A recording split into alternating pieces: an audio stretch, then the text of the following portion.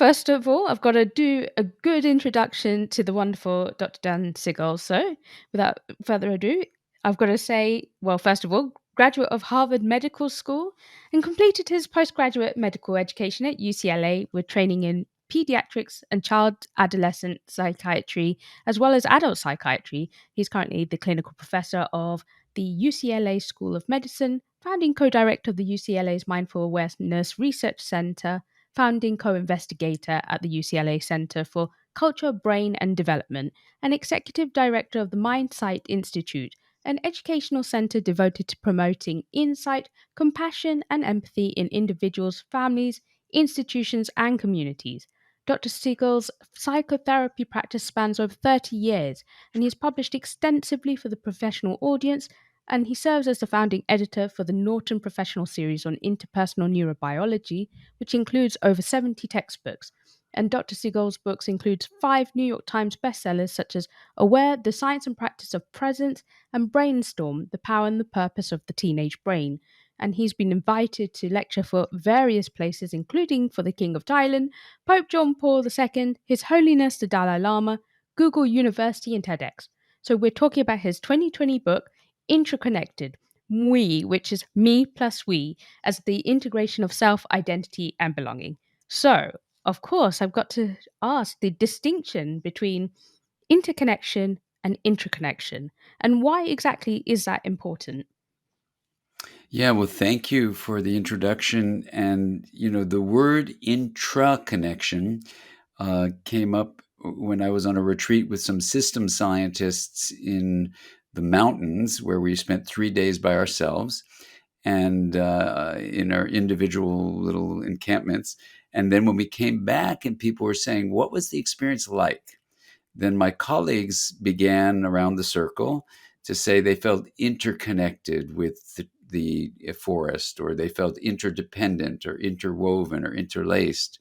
And when it came time for me to speak, I really was thinking deeply about what they were saying. I could feel the feeling they were describing, but the prefix inter, I-N-T-E-R, means there's a betweenness between two separate entities. Mm. And the experience that I had, and maybe even that they were trying to describe, but the experience that happened when I was in the forest for 3 days was not that I was connected with the trees, but the feeling was I was the trees. I was the body called Dan, and the trees and the clouds and the creek. I was the boulders. I was the little squirrels running around. And that was a beautiful feeling. And so I had to try to put words to it. So I said in the group, I can't really say I was interconnected because that implies there was a me here and a forest out there, but rather there was something about being the whole with a bunch of connections within the whole. So what would I call that? And I paused and thought about it. I said, well, I guess I would say I was intra-connected. But then when I came back to, civilization and we had our computers, I tried to type my notes about what the experience was like. And every time I typed in intra-connected, it would autocorrect it to interconnected because there turns out was no word intraconnected. So then I realized if we don't have a word to describe the perspective of the whole, then maybe we needed one. And it's important not to create new words. We have plenty of words in the world. But sometimes if there isn't a word that gets at something we really need to have in our world, like acting on behalf of the greater good, acting as if we were not just these separate entities, but the wholeness of life, for example, then it's worth trying out to see if the new word has a value. Yeah, I think it's fantastic that you've managed to coin a phrase, and hopefully it catches on because it's so it just felt like with the intraconnection, does that mean the sense of self is actually a construct? Yes, exactly. And the word construct is great because it means it's constructed. And in fact, that's exactly what the research shows is that how we determine what this thing self is. And this is where, the subtitle self identity and belonging is in there. we use certain features to identify what we consider a center of experience or a self. Yeah. And that determines how we belong. So those three things, self, identity, and belonging, are very interrelated. Because it's a construction, what that means is you can get messages like from your parents or your teachers or your peers or the whole culture that says your self is separate. So in the United States, for example, we have the most individualistic culture in the world.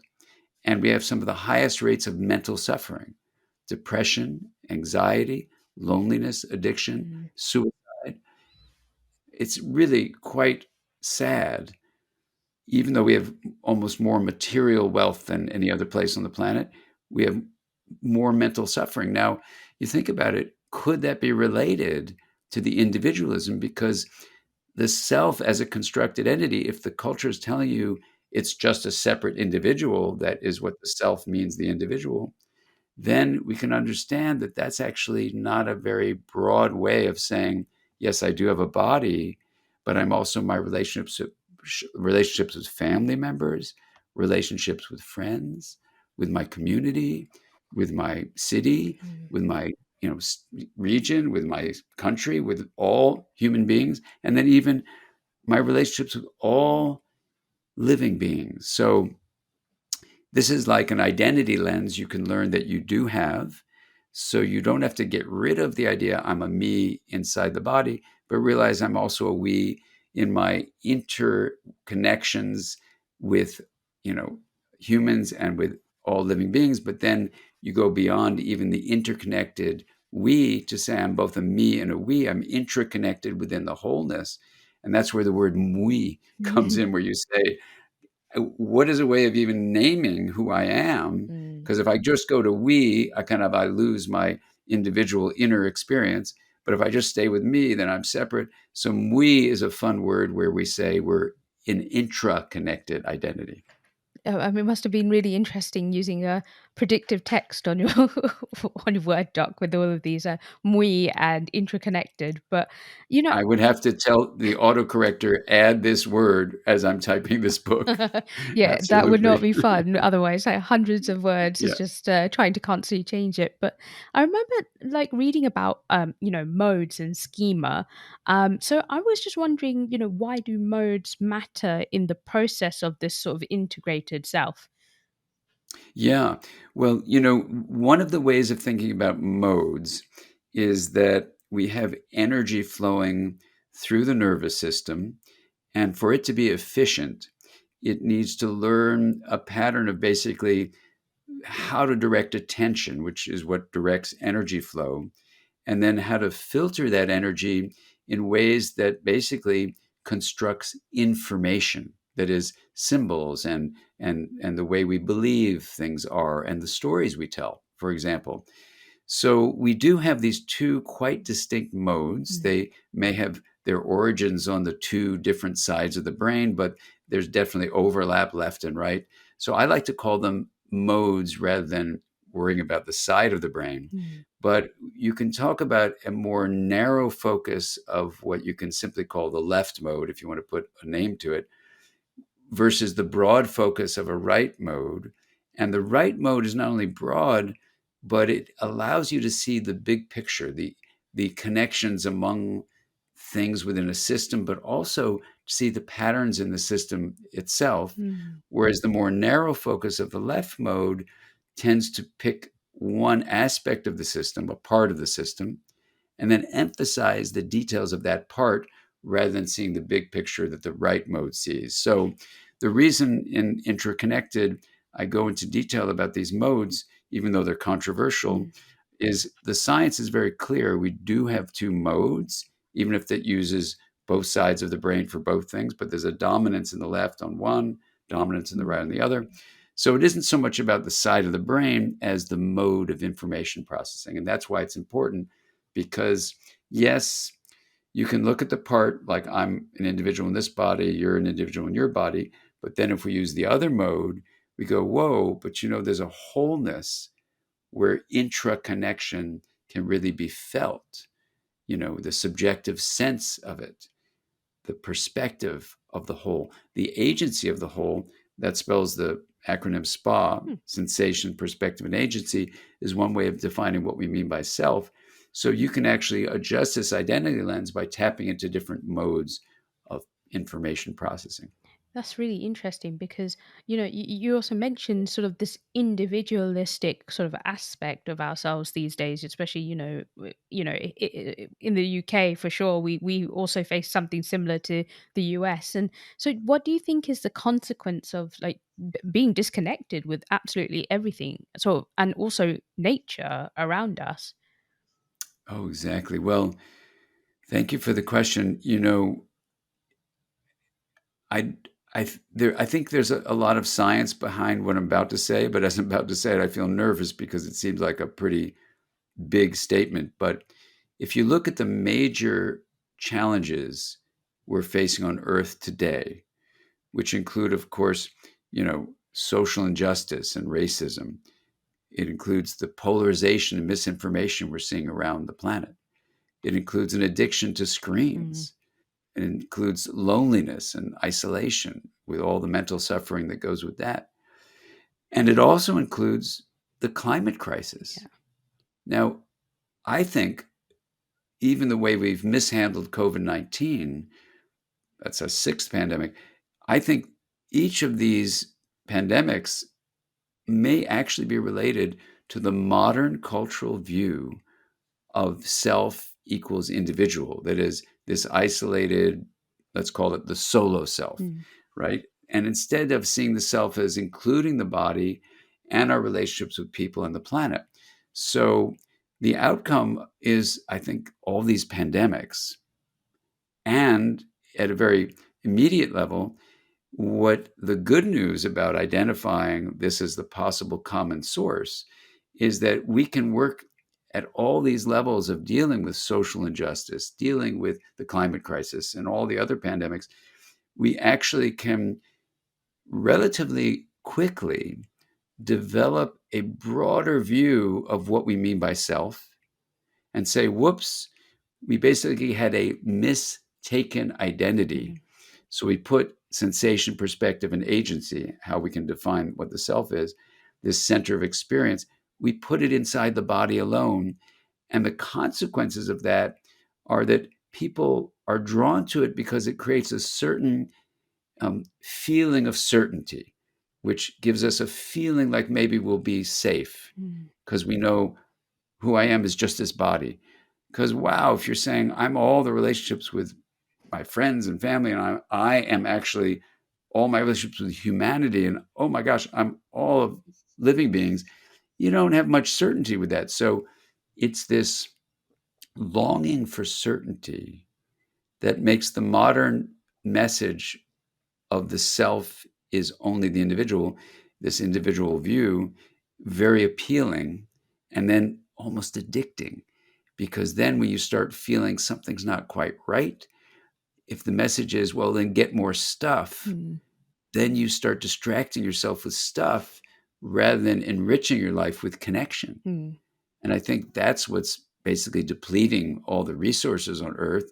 And that's keeping us sort of blind to the way we need to go, which is, part of my deepest hope for the book, IntraConnected, is, if we can just identify this common cause of all these serious problems on Earth, then we have a chance to actually take a deep breath and go, okay, let's get in this together and work as a we, mm, where we don't get rid of the me, but we embrace the true identity as me and we, this interconnected whole.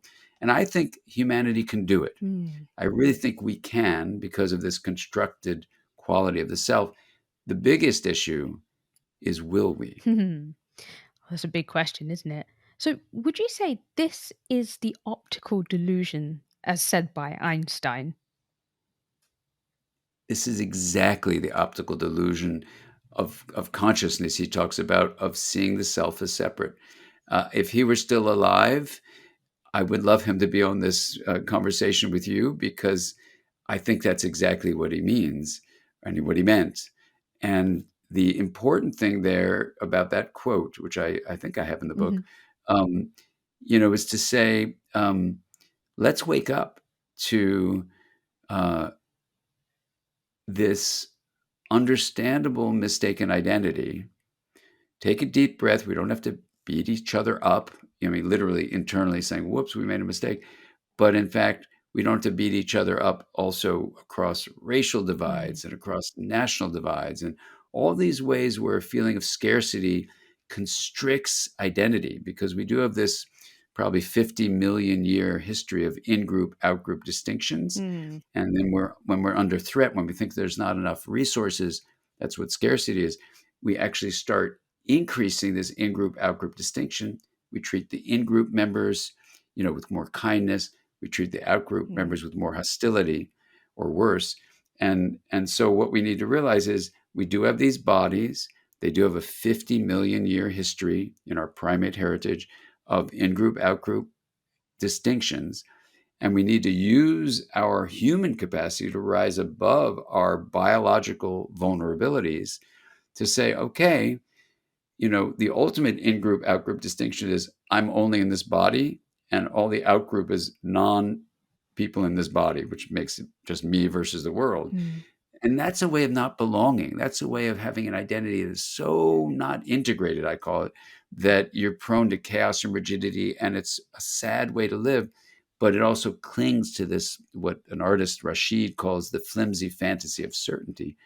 So what we want to do is recognize we have these vulnerabilities, be kind to ourselves, but then broaden our sense of identity so we can move forward together on this wonderful planet and really tap into the incredible beauty of the diversity we have in humanity, the diversity we have in our ecosystems too, and realize we're all here for a reason, which is, I think, to bring more integration into life. Yeah, definitely. And but the thing is, you mentioned, this in group, out group. So how do we keep aware of our own blind spots when it comes to sort of systems thinking? Yeah, yeah, it's such a great question. There's a nice little acronym. You can see I'm kind of a nut Mhm. about acronyms, but it's SIFT, SIFT. If we check in with the sensations in our body and start feeling chaos or rigidity, you can tell when chaos or rigidity are there for long periods of time, something is not integrated, something is not honoring differences, promoting linkages, and that could be a blind spot. The eye of SIFT is images. So Mm. if we start getting sounds or visions that we're getting these images that are also chaotic or rigid, Mm. that's a sign that integration is impaired. And feelings in terms of emotions, if our emotions like are pulling back and we're feeling very restricted, very rigid, or they're becoming chaotic, explosive with rage, that's a sign something's not integrated.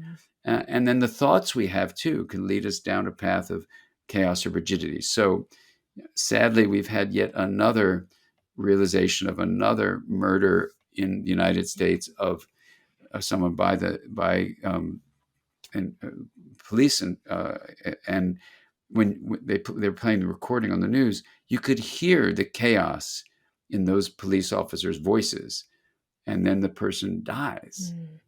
under literally their choking hands. And it's like, you know, we all need to realize that humans can be very vulnerable to chaotic and rigid behavior. And that would be a sign of a blind spot, that you can't see what's directly in front of your eyes, in this case, a human being that you're suffocating. But the same is true with our planet. Mm.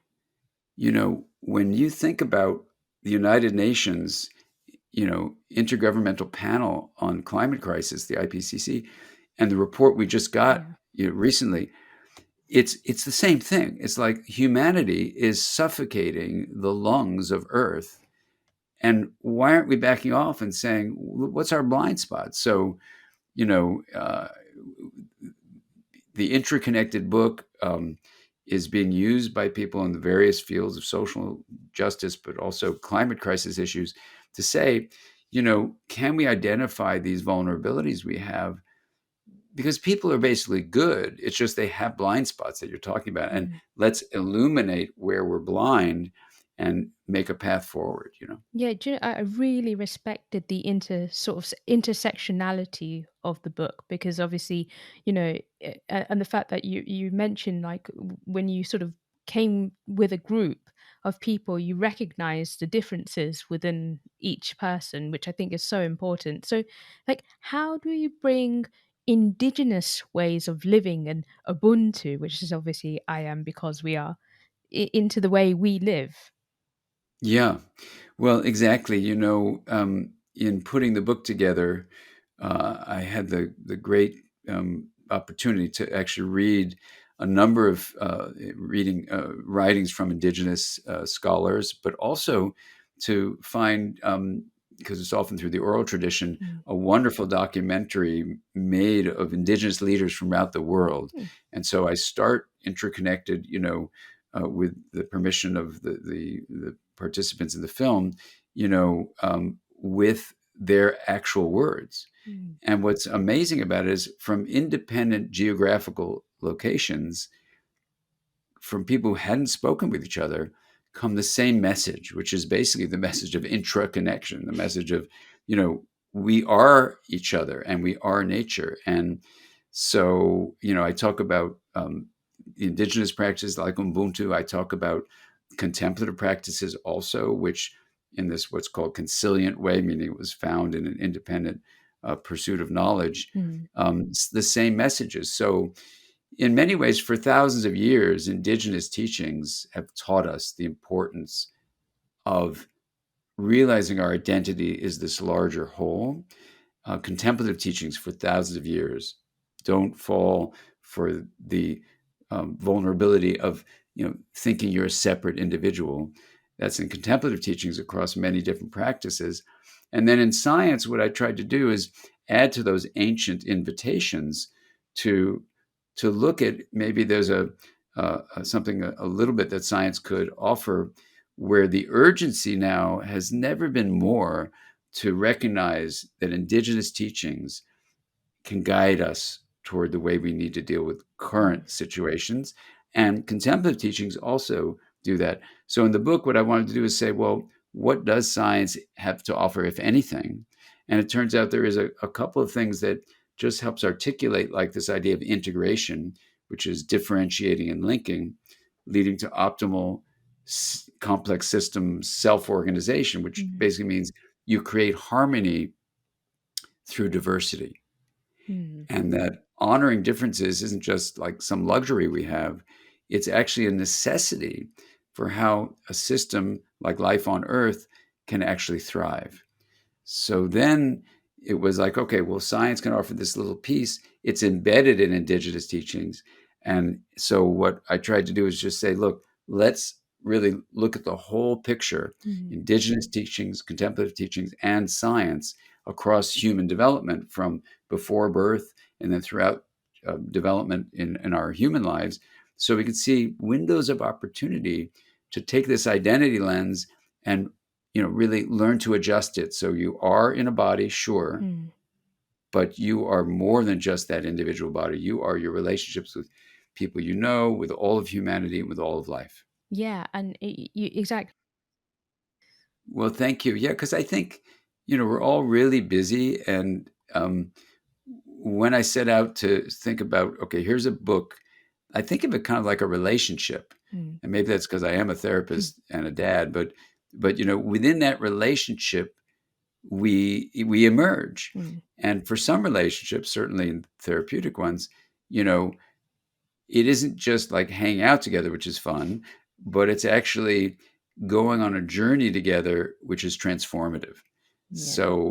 So when I write a book, I try to, as best as a book can be in that format, words on a page, but I try to make it, an invitation for a relationship that then helps you ask questions Mm. and explore feelings and perspectives that as you go through it, you go, oh, wow, you know, now I feel freer. Now I feel more connected. Now I feel a larger sense of belonging. And that's my deepest hope. So So thank you. No, thank you. And thank you for allowing me to ask you questions about it. So I really appreciate it. It's absolutely fantastic. I can't wait to read the next one because obviously, if it's sort of bringing back some of these aspects, so definitely I'm very excited to read that one too. And again, huge thanks for joining me today. I really, really appreciate it. It's been so enlightening for sure. Well, thank you. It's been an honor. Thanks for inviting me.